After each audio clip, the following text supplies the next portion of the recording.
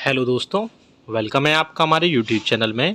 Pensioners, family pensioners और कर्मचारियों के लिए मैं 3 बड़े अपडेट लेकर आया हूं मैं। जी हां दोस्तों, जिसका सीधा सीधा असर आपकी फैमिली पेंशन, आपकी पेंशन और आपकी कर्मचारियों और आपकी यानी कि कर्मचारियों की सैलरी पर भी पड़ने वाला है। तो पहली बड़ी अपडेट देता हूं मैं जुलाई 2023 से महंगाई भत्ते और महंगाई राहत में बढ़ोतरी के लेकर के, जिसकी अपडेट अभी अभी आ चुकी है। यहाँ दोस्तों, मिनिस्ट्री ऑफ श्रम मंत्रालय के श्रम ब्यूरो की तरफ से बड़ी अपडेट आ चुकी है। पहली अपडेट, बड़ी अपडेट मैं वो आपको देने वाला हूँ। दूसरी बड़ी अपडेट है आपके पेंशन में बढ़ोतरी को लेकर के। जी हाँ दोस्तों, आपको पता है कि 80 ईयर्स में बढ़ोतरी 20% होती है। इसके अलावा भी बहुत सारी इसमें अलग अलग लेवल में बढ़ोतरी की बात की जा रही है, वो भी मैं डिटेल में इस वीडियो में बात करने वाला हूँ। साथ ही साथ तीसरी बड़ी बढ़ोतरी है आपकी डीए जब या डीआर जो है जब 50% क्रॉस करेगा। जैसे ही अब क्रॉस करने वाला है तो उस पर आपको यानी पेंशनर्स और फैमिली पेंशनर्स को 50% बढ़ोतरी होने के बाद में आपको क्या क्या मिलने वाला है, तो सारी चीज़ें डिटेल में बताएंगे। बहुत ही इंपॉर्टेंट ये वीडियो होने वाला है, इसलिए इस वीडियो को पूरा लास्ट तक देखिएगा। बने रहिए आप हमारे चैनल पर इसी तरीके से। और अगर चैनल पर पहली बार आएँ तो चैनल को ज़रूर सब्सक्राइब करेगा। साथ ही साथ आप हमारी वीडियोज़ की लेटेस्ट जो नोटिफिकेशन होती है वो आप तक पहुँचे, उसके लिए आप घंटे के निशान को भी प्रेस करिएगा। बहुत सारे पेंशनर्स की कंप्लेंट रहती है कि हमारी जो न्यूज़ हैं वो अपडेट नहीं होती हैं।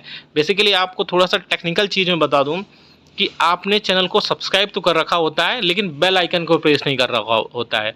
तो आपको चैनल को सब्सक्राइब करने के बाद में बेल आइकन भी प्रेस करना होता है, तभी जैसे ही हम वीडियो अपलोड करते हैं यूट्यूब पर वैसे ही आपको नोटिफिकेशन मिल जाता है। अदरवाइज़ क्या होता है, वो नोटिफिकेशन कई दिनों बाद डिले हो जाता है, कभी कभी तो वो 4 से 5 दिन बाद भी पहुंचता है और कई बार उसमें महीनों भी लग जाते हैं। तो जब वो वीडियो आप देखते हैं तो आपको लगता है कि ये जो न्यूज़ है या अपडेट्स है वो बहुत लेट हो चुकी है, लेकिन ऐसा नहीं होता है। इसलिए आपको बेल आइकन को भी प्रेस करना है, पहले सब्सक्राइब करना है, देन आपको बेल आइकन को भी प्रेस करना है। चलिए पहली बड़ी खबर की तरफ लेके चलते हैं। आप सभी को पता है कि all India consumer price index का जो डेटा है वो हर मंथ में आ जाता है, लास्ट वर्किंग डे में।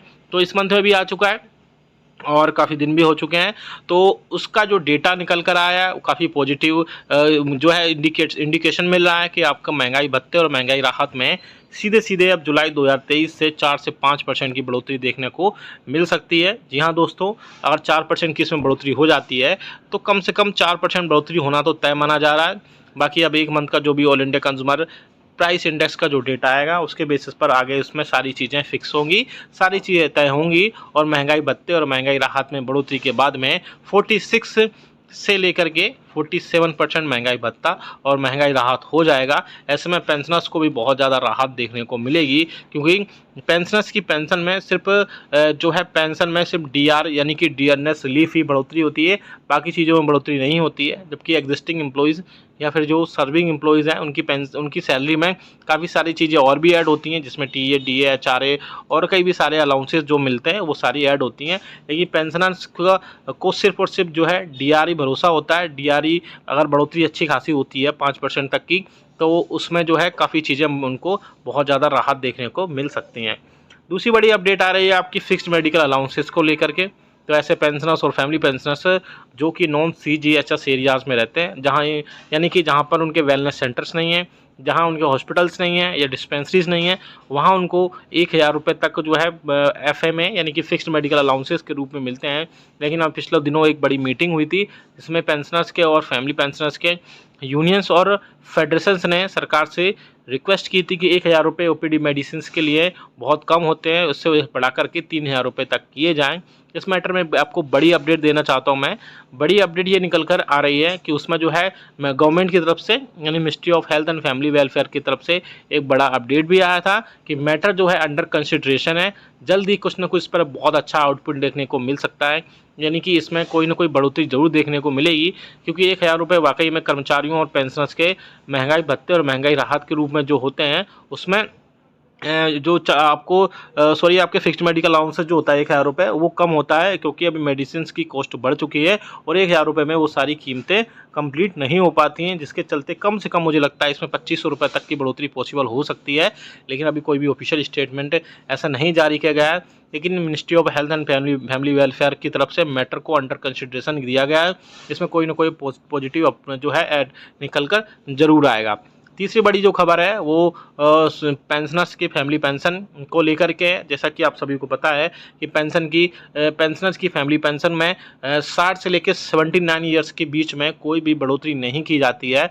तो ऐसे में उनको फिर 80 ईयर्स के बाद में उनकी बेसिक फैमिली पेंशन में सीधे सीधे 20% की और 100 ईयर होने पर सीधे सीधे उसमें 50% की बढ़ोतरी कर दी जाती है। लेकिन ऐसे पेंशनर्स इस बीच सबसे ज़्यादा होते हैं जो 60 ईयर से लेके 79 ईयर्स के बीच में होते हैं, और उनके सिर्फ डीए में बढ़ोतरी होती है और बाकी चीज़ों में बढ़ोतरी नहीं है, डीआर में बढ़ोतरी होती है और बाकी चीज़ों में बढ़ोतरी नहीं की जाती है। तो ऐसे में पेंशनर्स की पेंशन में बढ़ोतरी से रिलेटेड बहुत सारी चीज़ें अपडेट होती रहती हैं।